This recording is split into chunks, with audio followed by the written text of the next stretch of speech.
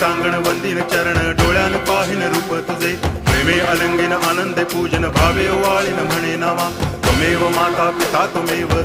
बंधुश्च सखा त्वमेव विद्या तरुणं त्वमेव सर्वं मम देव कायेन वाचा मनसेन्द्रियैर्वा बुद्ध्यात्मना वा प्रकृति स्वभावा करोमि यद्यत् सकलं परस्मै नारायणायति समर्पयामि अच्युतं केशवं रामनारायणं कृष्णदामोदरं वासुदेवं हरि गिरिधरं माधवं गोपिकावल्लभं जानकीनायकं रामचन्द्रं भजे हरे राम